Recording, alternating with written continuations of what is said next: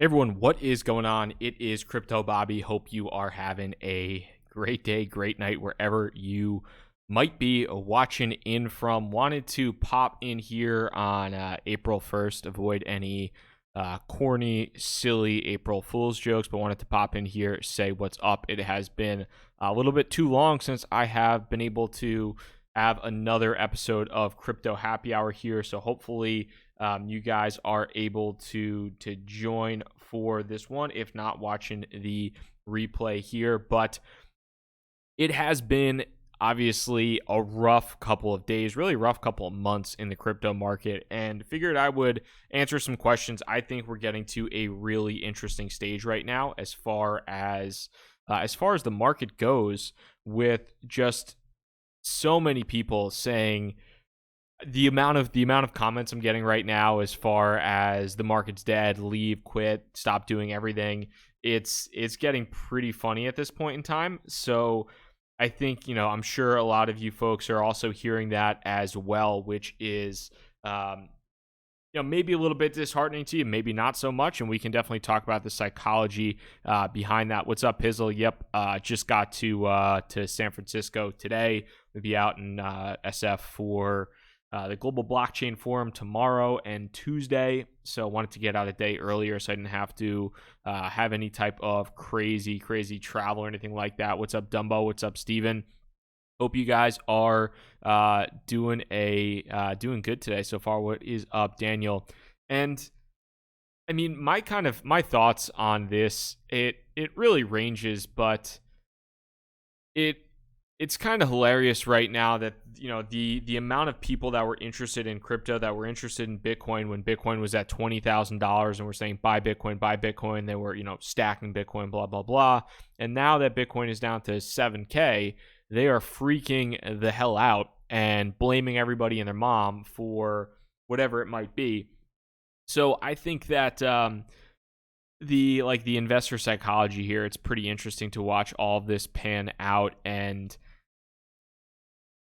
there are a lot of people, I feel like we're getting, what's up, Evelyn? Happy Easter to anybody who celebrates that. I think I'm not sure if it's Passover right now as well, but happy Passover if that is the, excuse the ignorance there, but I think it's a Jewish holiday as well. So if you're celebrating anything this week or weekend, happy holidays to you. And Chris Andre just mentioned, I think we're slowly nearing capitulation. I don't think we have knocked all the quote unquote weak hands or the newbies out of the market, but I do think there is definitely a large number of individuals that have bought at plus $10,000 Bitcoin, that have bought these altcoins at really massively high prices, and maybe that's you, but I think there's a massive number of people that are leaving the space because they really didn't have any conviction in the technology, and it's more so, hey, I want to get, I want to make some quick money, and hey, there's nothing wrong.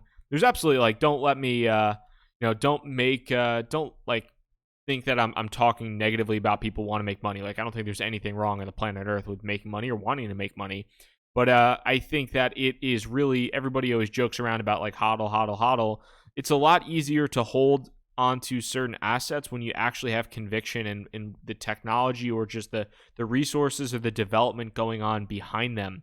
And I think that is a really interesting component moving forward, is that there were a lot of people that got into the crypto space in November, December, January that just heard from their friends hey, this thing's pretty sweet. This is pretty sweet.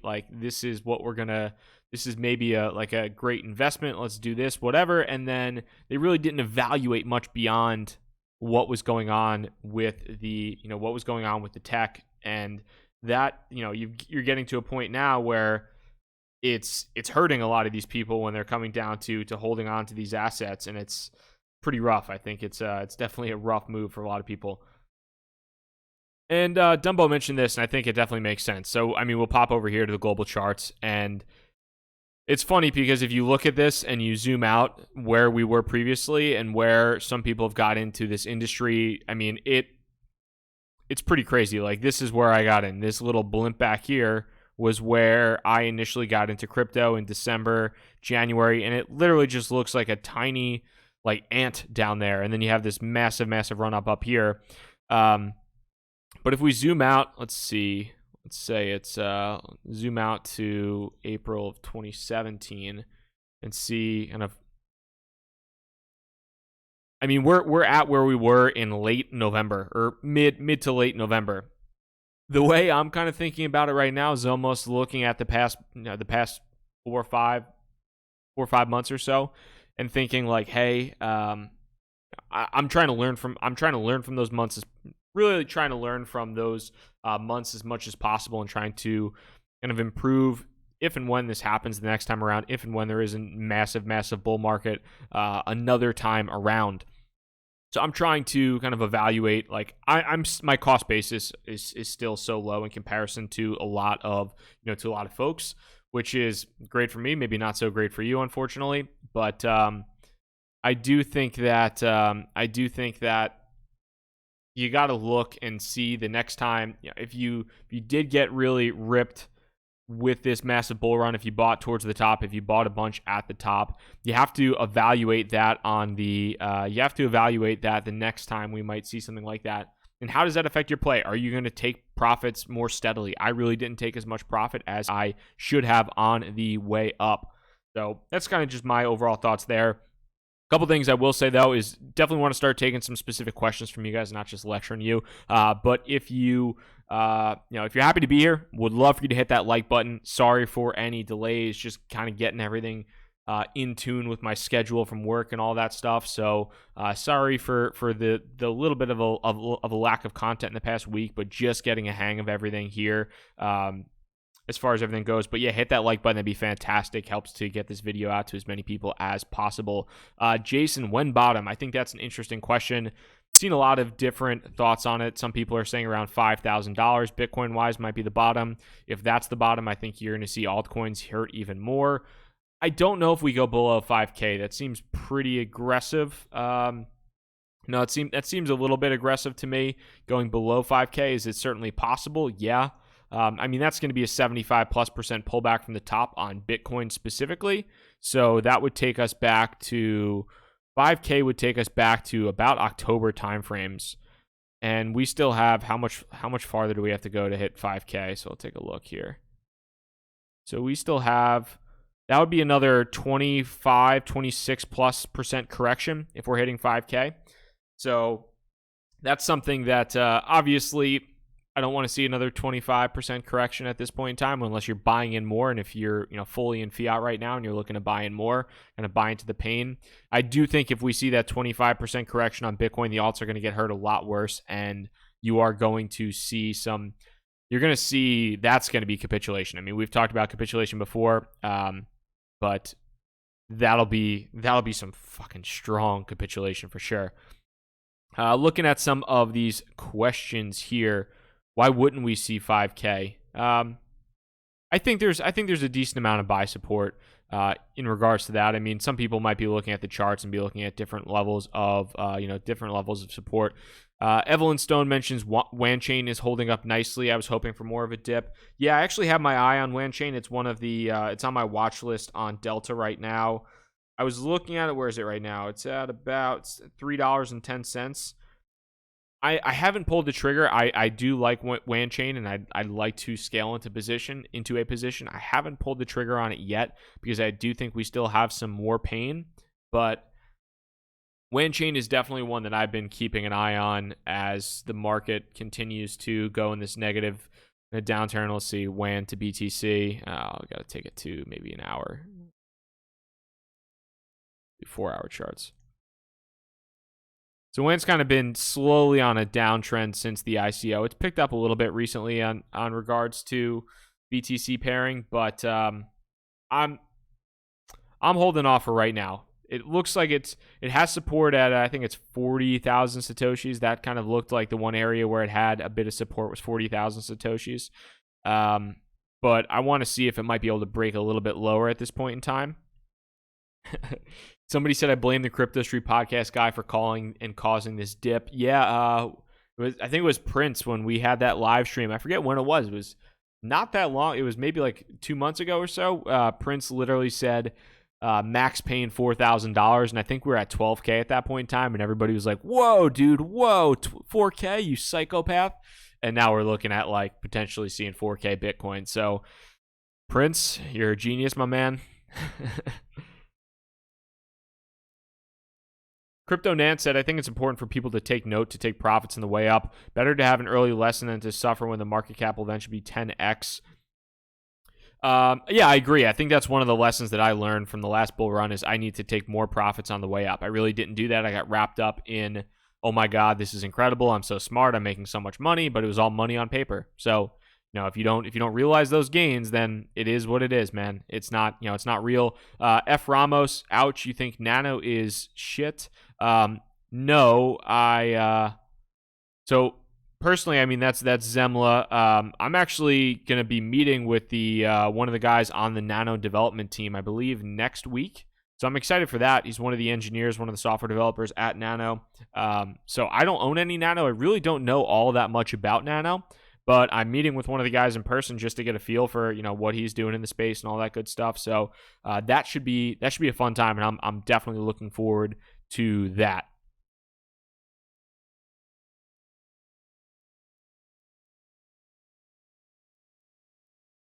So looking at some of these questions here.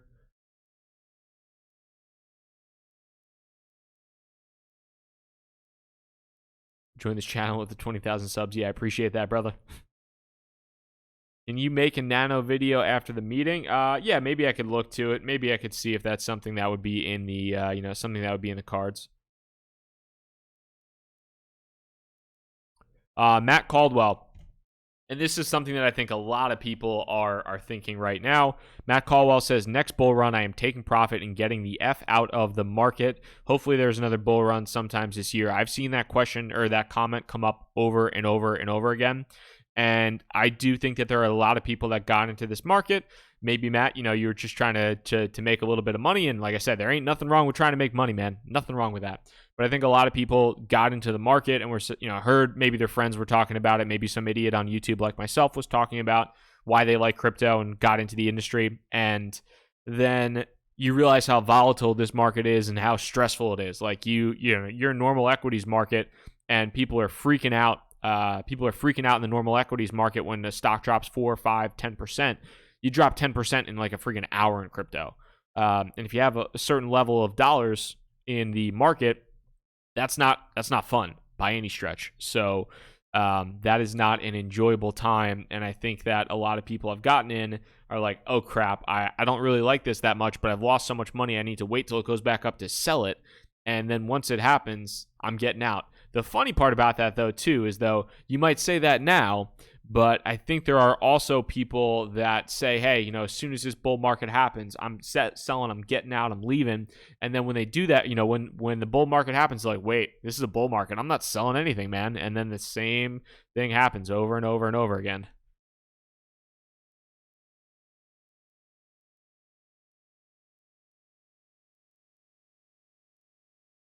What is your take strategy on leverage trading here, Matthew Chase? Good question. So you can definitely handle leverage trading. I do think that you want to be very intelligent about how you do that. BitMEX is the big website in a lot of respects for margin trading or leverage trading. You can go up to 100x with Bitcoin, which is pretty nuts. And a number of other cryptocurrencies you can do. You can margin trade with Cardano, with Ripple, with a number of other things. The big advantage to margin trading, at least in my opinion, leverage trading, is that you have the ability to short as well. So if you are not confident, if you hate Bitcoin, if you're not confident in the market, you think it's going down and down and down, open up a BitMEX account and short the market. Alternatively, one thing that Thinking USD, I think it's Flood on Twitter. I think it's at Thinking USD. Had a good point here.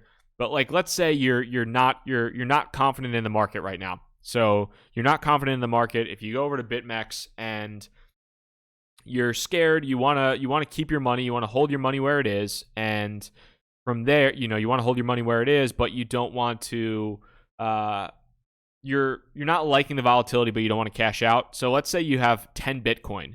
You can send 5 Bitcoin to BitMEX and you could short with 1x leverage, meaning that you're just shorting with those 5 Bitcoin. You can short with 1x leverage 5 Bitcoin. So you're going long, you own 5 Bitcoin, you're going long essentially those 5 Bitcoin. The other 5 Bitcoin you're going short. So you're not going to make or lose any money whatsoever, but that's something that you could essentially do to make even par if you are whatever, stressed out about the market, uncertain about things. That is something that you can definitely definitely do.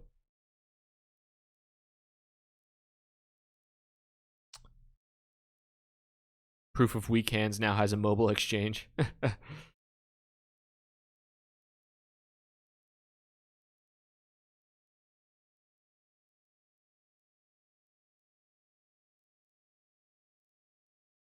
Hey, what's up, Tron Dogs? What is up? I heard Reddit stopped taking BTC. I think that was Reddit stopped taking BTC for Bitcoin Gold. Do I think that's a big deal? Not at all. Not really. There's a lot of companies that have stopped taking Bitcoin. It is what it is. How do you measure the strength of your hands? You go to the gym, you pick up a 25-pound dumbbell, see how many times you can curl it, and then, yeah, I guess that's about it. So John Smith mentioned Salt seems like the most developed lending loan platform. Interesting. So I am actually interested in, what do we have here? Unchained Capital, one.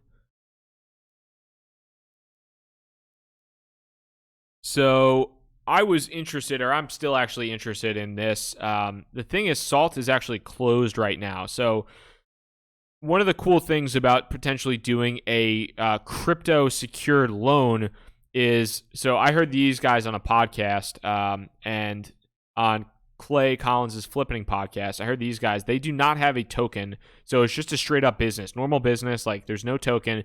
Basically, you lend them your Bitcoin. Let's say you have 10 Bitcoin, you lend them 10 Bitcoin, or they'll hold on to your 10 Bitcoin, and then they'll give you up to $30,000 in cash, and you pay interest only. You pay the interest, and once you're done paying off all the interest, they'll give you your 10 Bitcoin back. So you don't actually have to lose your.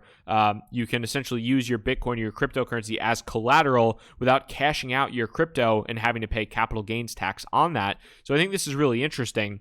And so this is, like I said, Unchained Capital is one that is not. It's not like an ICO or a token.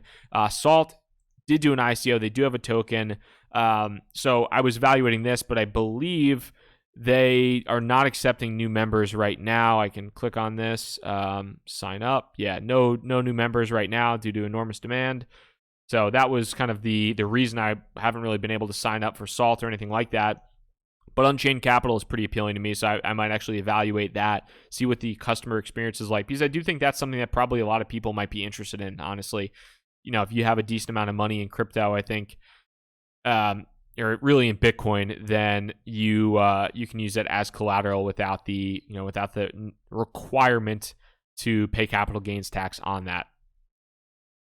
Guys, trying to take as many of these questions as possible, but if you do have something you absolutely must have answered, throw it in the super chat, and I definitely will get to that. And if you enjoyed the time here so far, definitely hit that like button. That'd be fantastic.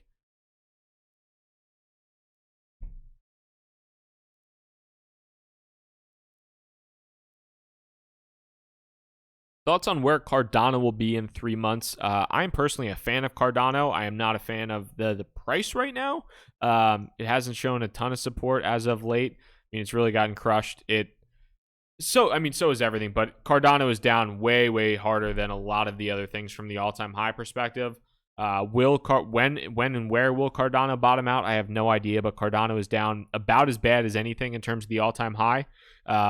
It's down 89%. You're looking at, Cardano, Ripple have just gotten worked. Ethereum is down actually a decent amount now. Ethereum was holding up pretty well, but Bitcoin has been one of the best that's held up in terms of a lot of this action that's gone on. The market took all the super chats. Yeah, man, I'm broke. No, I'm kidding. Good thing I still have a job. Feel bad for all those crypto YouTubers that quit their job in the bull run to do this stuff full time, because you're going to be sitting on the street corner with a change cup.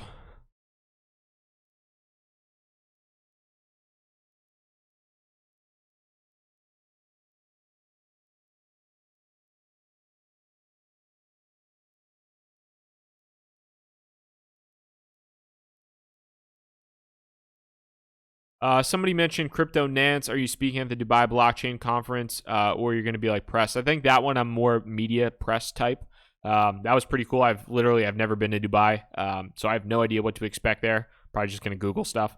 But yeah, I'm going to Dubai and for that World Blockchain Forum. That should be fun. I've never been, and I'm excited about that. Absolutely.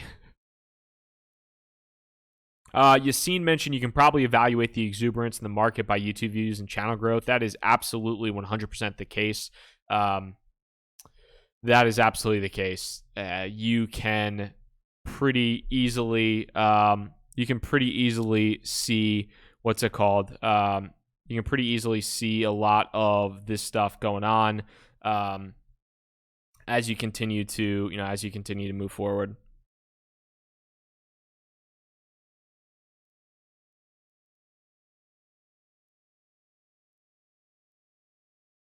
So Vitalik proposed hard capping ETH. So I saw this last night. I haven't been able to recap on it. I think it's on CoinDesk. I'll pop over to CoinDesk.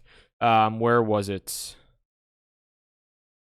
Yeah, so I haven't got, this was, I think, last evening, or this was on my flight this morning, where Vitalik proposed the hard cap on Ethereum. So that is something that I thought was fairly interesting. I haven't been able to dive into it further. I've seen some negative reaction from people, some positive reaction from other people. I haven't gotten a chance to do a full level of like due diligence to make my own opinion on it. Some people are pissed off that like Vitalik has the capability to even propose something of that nature. So that's something that I would take into consideration. But I do think there are issues. So there's positives and negatives too. There's positives and negatives to this, where there are centralized figures leading, this, I would say, like leading a cryptocurrency. And what do I mean by that? So like Litecoin has Charlie, Ethereum has Vitalik. Bitcoin doesn't really have anybody. There is no Satoshi anymore. Satoshi is gone, dead, whatever. Monero, I guess Ricardo, but not really. Like he's not really the true like go-to spokesperson. There are a number of cryptocurrencies that are very centralized in terms of a leadership perspective, and this is one of the risks that you run when you have that, is that if you have something that goes on negatively with, or some, there's a perceived negative perception about an individual, then the market might not react extremely well to that. So something to keep in mind.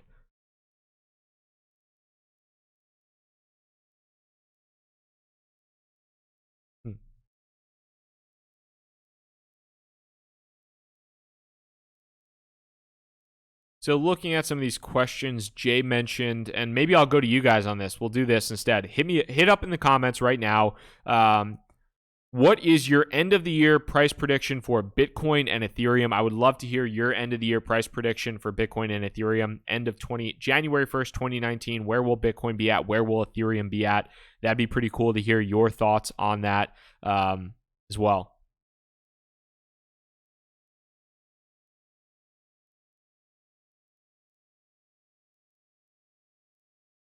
Bitcoin 10,000 from Justin.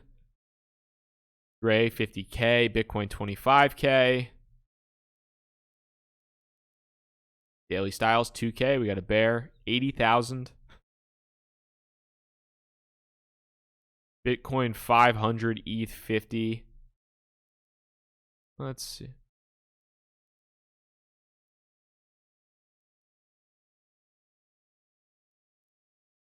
So it looks like, I would say probably 75% of people are fairly bullish. Bullish being we're over here, with a decent amount of folks saying 9.9999 Satoshis.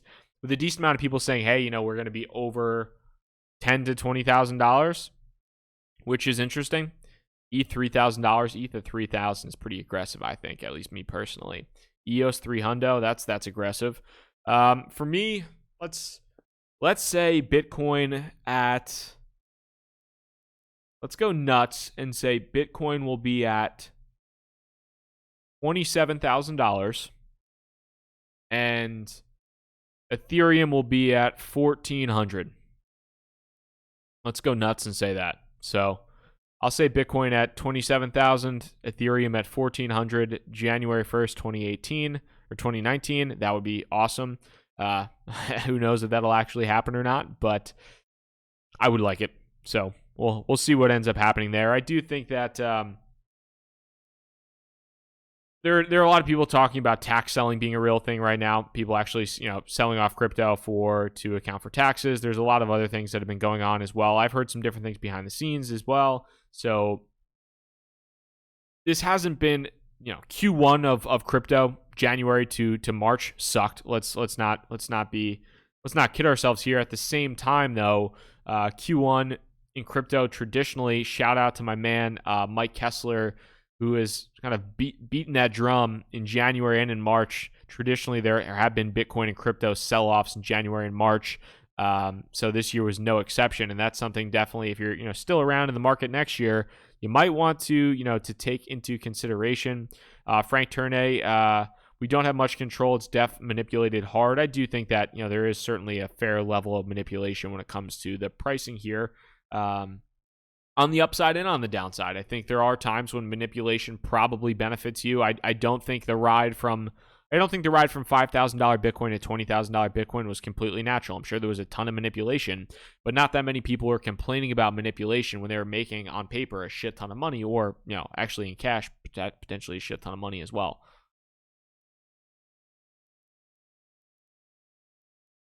So a couple different things too that I think are going to impact, positively speaking, the crypto market in the long run.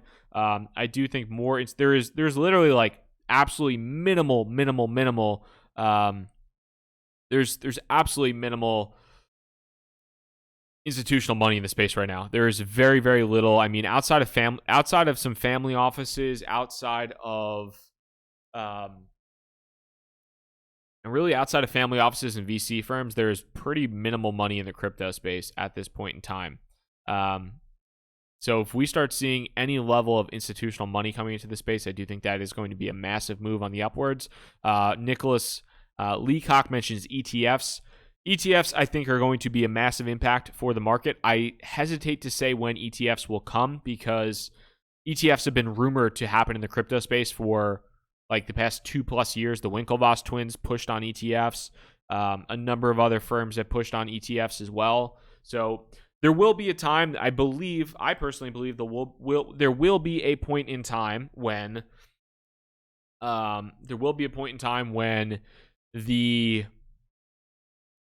you can log into Scott Trader, you can log into eTrader, TD Ameritrade, whatever, and you can go and you can buy the cryptocurrency ETF, and you could buy that with minimal fees, and you can hold that as shares in your E-Trade account. I do think that will happen at some point in time, and that will definitely be something that is worth keeping an eye on. We don't have the regulatory approval for that yet, though. So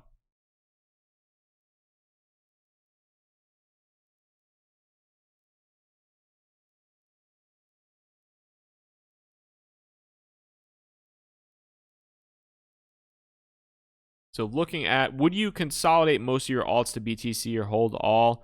I have a split. I'm about 35%, 40% Bitcoin right now, the rest in altcoins. I do think, in some cases, the time to have moved really fully into Bitcoin was kind of towards the top of that bull run. So I'm not exactly, I don't think there's a right or wrong answer. I think it would have been much more beneficial to be fully in Bitcoin over alts in the past 2 months, but now might not be the time to capitulate out of alts back into Bitcoin. So I haven't done that. Yassine, what is up? I have $4,000 in cash on the sidelines right now. I was thinking Cardano or Neo, but can't decide. What would you do? Split or go all in one? Not financial advice. I'm not a registered financial advisor, but if you're thinking about splitting, why not split between the two? I think they're both pretty solid options. I do like the platforms. Who knows which platform is going to win? But I do think that both Neo and Cardano have pretty strong outlooks in the future from a technical perspective.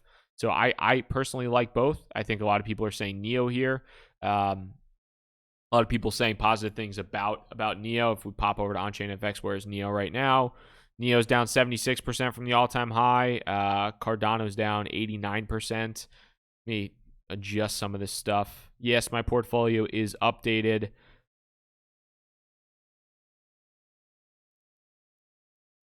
Pop out of the trade volume. And fees. So yeah, Neo's all-time high was $194. It's trading below 50 right now, which is pretty crazy when you think about it. But yeah, I would recommend both. I mean, I think that both of them are potentially interesting opportunities. Again, though, I'm not a financial advisor.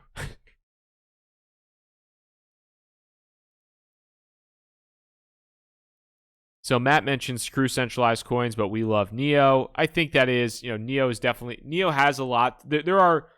I have been critical of Neo in the past. Like let's say that.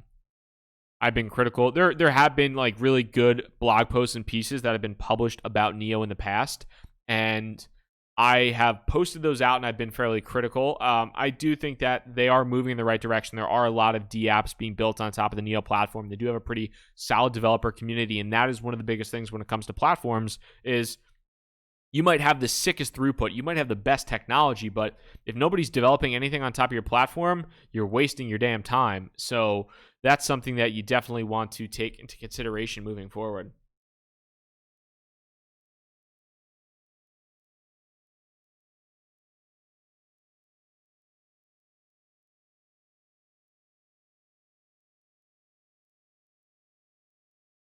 Thoughts on credits? I am personally not a big fan of credits. It's just not. I think there are multiple platforms out there that I trust significantly more than the credits team to execute on, and I know they're sending emails to me saying, "Hey, we have 400,000 transactions per second in our alpha." Blah blah blah blah blah. I don't know. I'm not a big fan personally. That's not my credits. Isn't my cup of tea. A lot of people like it because they think that it's going to be the next big thing. But I personally would trust a variety of platforms over credits.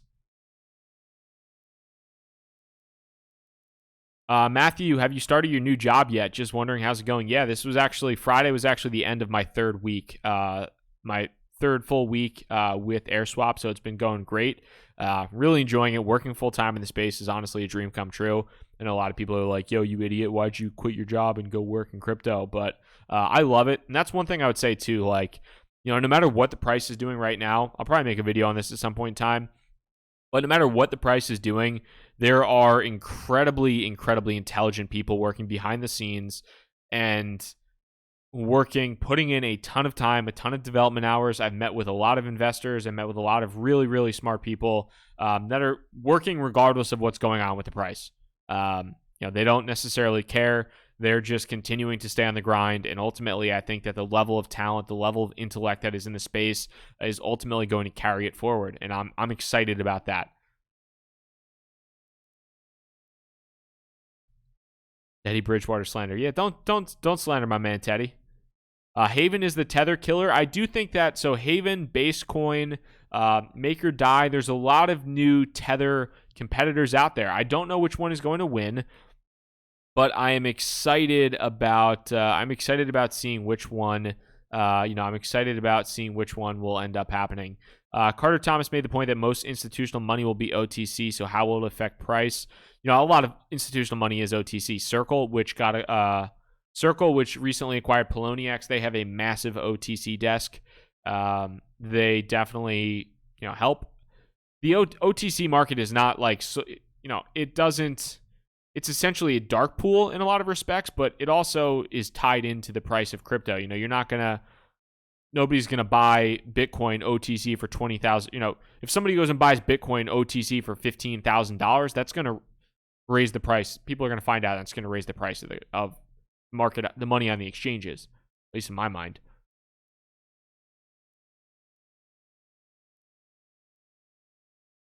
So I haven't done as much research on Zilliqa as I should, but I do know my man Donnie Crypto is a big fan of Zilliqa. I need to dive into it more. There's a couple people I really like and respect that like Zilliqa a lot, so I need to dive in more. I don't own it, but I I've heard positive things about it, which really should justify me reading the white paper.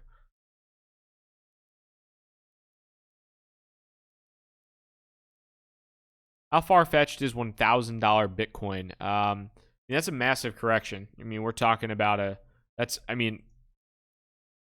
do we got? I mean, that's a big, where would you have to drop for that? To correct down to $1,000 Bitcoin, we're talking about another 85% down from where we're at right now. So that's around 80% or so. So that's a rough move. We haven't seen $1,000 Bitcoin since, where were we? Last time we were at $1,000 Bitcoin was just entering 2017, January of 2017. So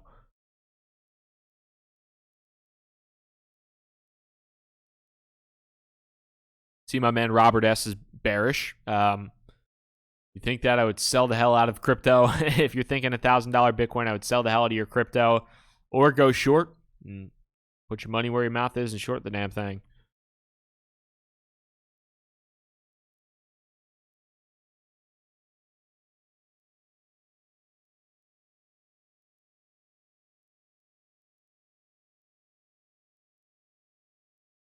Robert S saying all cash now. Maybe that's, maybe, I don't know when you went all cash, but that might not be the worst move in the world. Especially considering kind of what's gone on. Definitely not the worst way to approach things potentially. Dude, no notification. What's up with YouTube? I have no idea. No clue what's happening with YouTube. If you didn't get a notification, sorry about that. That sucks, but I would have loved to have seen you get a notification. But apologies on that. When do I think the market will recover? To be pretty honest, I have no goddamn clue. I would say I'd love to see it happen sooner rather than later, but I do think we have more pain. I think we're going to need, at least in my opinion, I think we're going to need something that really, we need like a catalyst that's going to kickstart the bull run. And I think the catalyst will probably come in the form of regulatory news. That's my guess. Is that completely, is that going to be correct? No. Or potentially no. But I do think like a catalyst would potentially be regulatory news to the positive end, where somebody might come out and say, whether it's the SEC or the CFTC or somebody in that range come out and actually give some positive reaffirmation in regards to crypto. Paul Lindsay, what is up, brother? Thank you very much for that super chat. Long-time listener, first-time caller. What's up, Mike Francesa? My question is when Lambos. Thanks. I'll take your answer off the air. Where is CoinMarketCap? CoinMarketCap now, I believe, allows you to do pricing in Lambos, which is the silliest. There we go. Yep. Here we go. On CoinMarketCap, one Bitcoin is now 0.034 Lambo. There's been 22,000 Lambos of trading volume on Bitcoin in the past 24 hours. So CoinMarketCap really, really going all out for their old April Fool's joke, which is actually kind of funny. But so that's your answer of one Lambo. There it is.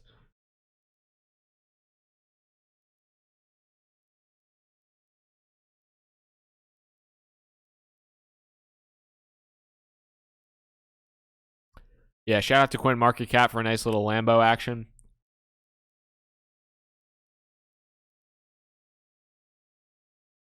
No, that's real. That is actually real. Now they are really doing the Lambo thing.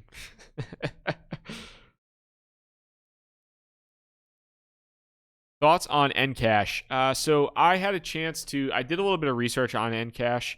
Seems pretty interesting to me personally. There we go. Yep. So I did some research on EndCash. A lot of people are big fans of EndCash. They have some solid backing. They, I believe, are live in India. I saw a demo online. Demo seemed to work pretty well. A couple of the things I would say is I didn't necessarily get exactly why they needed it to be on the blockchain or why they needed it to be a blockchain-based system. I really didn't also get the need necessarily for a token, but it does seem like the product is working. does seem like the product is working. Yeah, guys, I've seen the PO, the proof of work H3D, 75,000 times. So I don't know if just all you guys are spamming, which is awesome or whatever. But yeah, I'm not going to talk about that because I've seen 55 comments on it. So you guys can stop spamming now. Yeah, but yeah, you spam me, get tossed. I don't know what it is, and I'm not even going to Google it. I'm lazy. Maybe I'll Google it afterwards. If it's worth it afterwards, if it's not spam, I'll Google it afterwards, and I'll apologize to you on the next one. But if it's spam, take a damn hike. But yeah, Nucleus Vision. The demo is interesting. The product itself is pretty cool, but the level of adoption that it's not going to be easy. It's a retail really technology. It's like a beacon-based technology on your phone that retail stores can utilize as well. I think it's pretty cool in nature. Will it dominate the world? I don't know. I mean, you're also competing against Amazon, so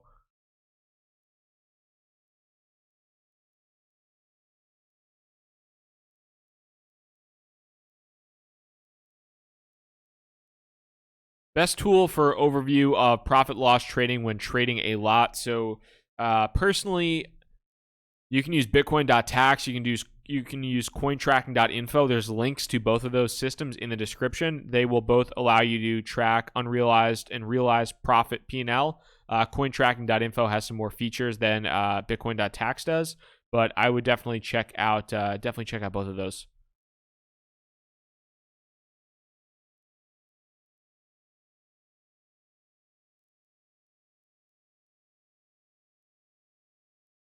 So somebody said EndCash just wants to steal info to sell it to people. It's a horrible idea. I don't know if it's stealing info, but it's basically people giving up their information in exchange for discounts and other things, which is kind of like the whole Facebook shit going on now. You know, Facebook's getting in a ton of trouble because the way they monetize users and the way they monetize users and all that stuff. Joe Johns, F crypto, it's dead. If I get one more of these comments, then I'm going to get another one of these comments because I've gotten a ton of these comments. But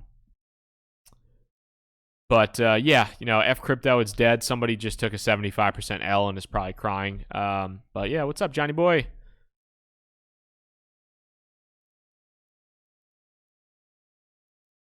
Take it easy, Pizzle. So Facebook is by JK. Oh yeah, so going back on that point, kind of I think the way EndCash is, Nucleus Vision is approaching things is similar to Facebook. You in some cases, I mean it's not totally similar, but you sign up for an app, you have the app on your phone, you walk through the store, they give you free tokens, discounts, whatever, and because you're using your phone to do that, then they're tracking basically everything you do within that store, and they're building a customer profile on you. They're basically understanding exactly how you spend money, and then they're going to exploit that to make you spend more money. So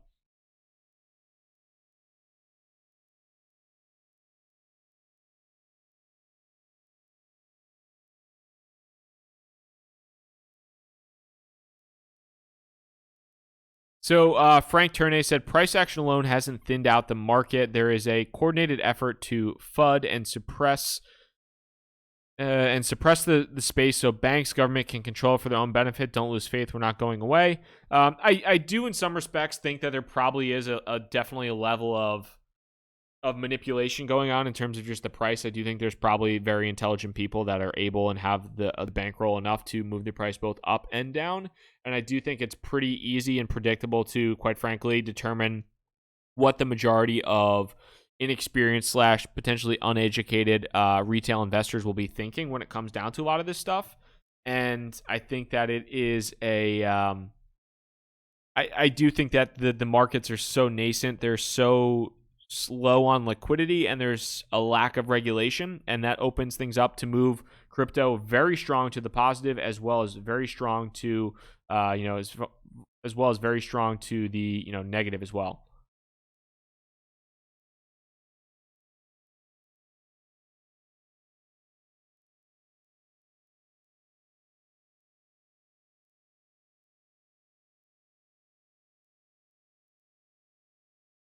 If I see one more, I don't have time to kick all these P3D things out, but if I see one more comment, just know I hate you. Just know I hate you.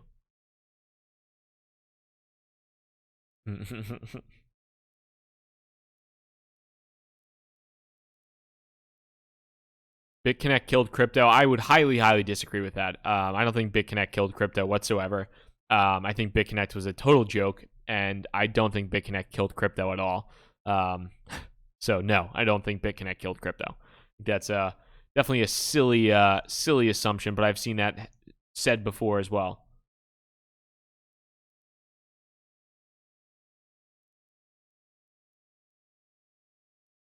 Super bullish on BitConnect.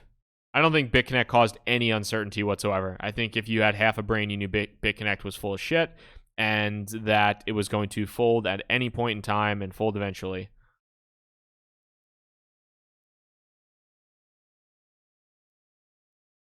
Guys, at this point in time, I got some meetings and some other things and some other work to get to, but I wanted to pop in here. I apologize for some of the lack of content recently. I'll be back with a recorded video tomorrow morning before I go to the Global Blockchain Forum. I will be there in, I think it's Santa Clara, somewhere in Silicon Valley, but hopefully there'll be some good content there for sure. Should be a fun time. Really looking forward to it.